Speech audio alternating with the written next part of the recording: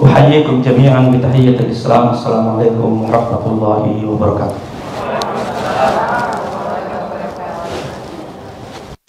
Saya mohon maaf karena suara saya serak, berubah, batutnya baru datang kemarin. Saudara-saudara sekalian, yang saya cintai, khususnya para penyelenggara acara ini, ada Bu Ria, ada Mas Mirza, dan saudara saya Abdul Aryan, dan teman-teman yang lainnya, dan tentu saja tamu kita Ustaz Dunia Syuaib Ahlan di Jakarta. Saya ingin memulai ini dengan satu cerita yang paling pahit dalam sejarah hidup Rasulullah SAW.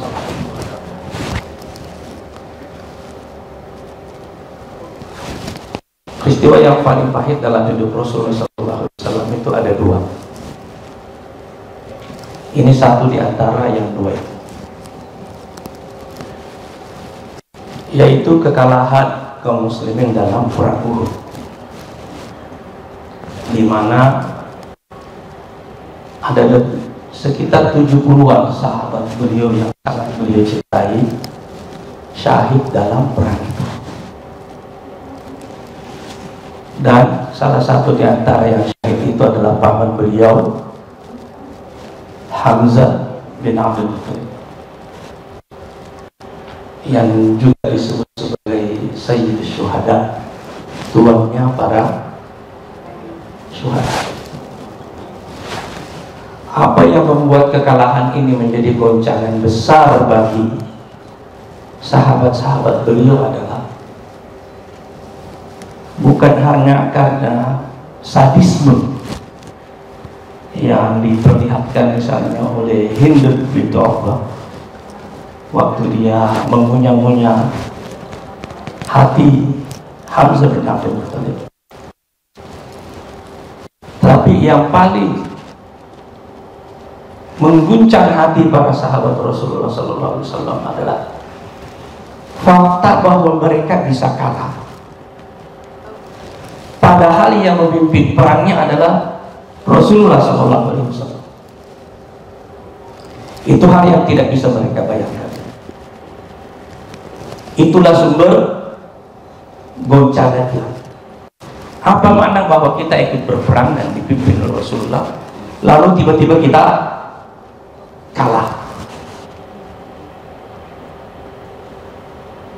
Jadi kalau saudara menyaksikan misalnya dalam perang Palestina yang terakhir ini, pemimpin Hamas Ismail Haniyeh syahid, Yahya Sinwar syahid, itu hal yang biasa yang disaksikan oleh mereka kalah ketika yang memimpin perangnya adalah Rasulullah SAW. Tapi Al-Quran turun membimbing para sahabat pada setiap peristiwa penting, dan dalam peristiwa ini Al-Quran tidak turun menghibur nabinya, Nabi Muhammad SAW beserta para sahabatnya yang syahid atau yang gugur atau yang masih tersisa hidup, tapi yang diturunkan oleh Allah Subhanahu wa Ta'ala dalam peristiwa ini adalah membangkitkan rasionalitasnya,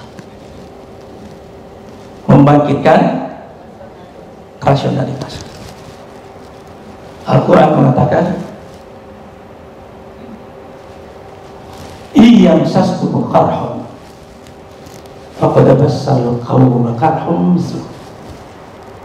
Kalau kalian terluka, musuh kalian juga terluka. Wa tilkal ayyamu nudawiluha bainan nas. Dan itulah hari-hari kebenaran dan kekalahan yang kami pergilirkan di antara kalian. Jadi waktu mereka kalah, yang dibangkitkan rasionalitasnya. Kalau kamu luka, di sana juga luka, lukanya sama. Lukanya sama. katakan wa tilkal ayyamu nudawiluha bainan nas. Dan itulah hari-hari kemenangan dan kekalahan yang kami pergilirkan di antara manusia. Maknanya apa? Hari ini kalian kalah, besok menang insya Allah. Kemarin kan kalian sudah menang dalam perang Badar. Karena sudah menang dalam perang Badar, hari ini kalian kalah. Kalian merasakan dua peristiwa dalam waktu yang berdekatan, menang dan kalah. Dan karena sudah kalah, kalian akan menang selanjutnya. Jadi ketika saya menyaksikan perjuangan Palestina, saya sudah bekerja mendukung perjuangan mereka ini sejak tahun 90-an. Dan mengikuti bagaimana sejarah perlawanan bangsa Palestina yang terjajah dari waktu ke waktu. Saya mengerti jatuh bangunnya. Mereka sedang putus asa, di saat mereka sedang menang, lalu kemudian jatuh lagi dan mencari jalan lagi untuk menang kembali. Saya mengikuti jalan perjuangan mereka secara detil dan juga terlibat membantu mereka terus menerus. Saya maksud diantaranya ikut memimpin demo tahun 2014 bersama Pak Prabowo di Bundaran HI. Saya mengajak Pak Prabowo waktu itu untuk ikut turun demo bersama.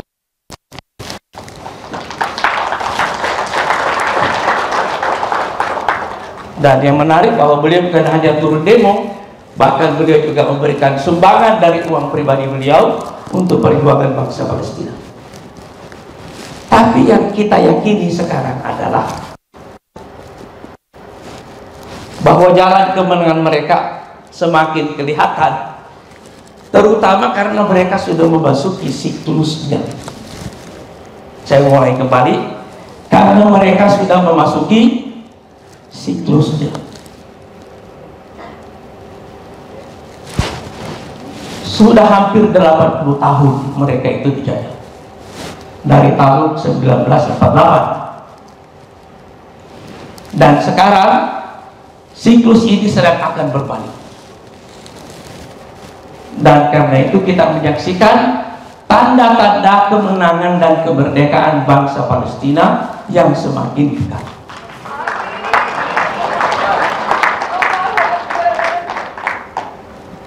Tanda-tanda yang pertama adalah bahwa semua negara yang dulu mendukung berdirinya negara Israel sekarang sedang bertengkar sesama mereka, dan karena itu Israel bukan lagi menjadi prioritas mereka.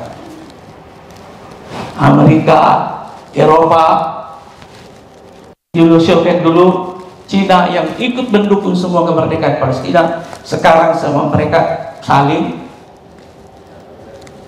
berkonflik. Dan ini membuat isu Israel bukan lagi ada dalam prioritas mereka. Yang kedua, alasan moral berdirinya Israel itu semakin hilang. Dulu Israel adalah diaspora Yahudi yang ada di Eropa, yang mengalami mulanya coba diskriminasi, tapi akhirnya mengalami pembantaian, Holocaust. Dan karena itu Eropa merasa punya utang budi untuk memberikan tanah kepada diaspora Yahudi itu dan punya negara sendiri. Tapi sekarang mereka yang menjadi pelaku Holocaust, mereka yang menjadi pelaku pembantaian, mereka yang menjadi pelaku genosida.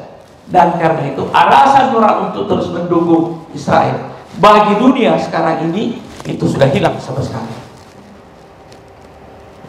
Karena ini sudah hilang, sekarang kita menyaksikan perubahan dalam lanskap. Perang Palestina sekarang ini menurut saya adalah perang kemerdekaan, bukan lagi intifada seperti dulu. Jadi kalau saudara membayangkan seperti apa masa depan Palestina, bayangkanlah dulu ketika orang Vietnam melawan tentara Amerika. Dalam perang kemerdekaan mereka, korbannya lebih dari 3 juta, tapi akhirnya Amerika keluar dari Vietnam. Sekarang sudah ada gencatan senjata, dan kita tentu mendukung gencatan senjata ini, tapi kita juga percaya bahwa ini merupakan bagian dari perjalanan panjang menuju kemerdekaan. Apakah nanti solusinya adalah two-state solution atau solusi apa, kita tidak ada yang tahu. Tapi yang bisa kita pastikan bahwa sekarang mereka sedang on the way menuju kemerdekaan mereka.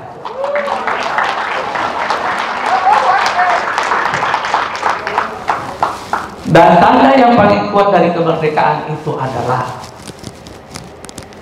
daya tahan bangsa Palestina.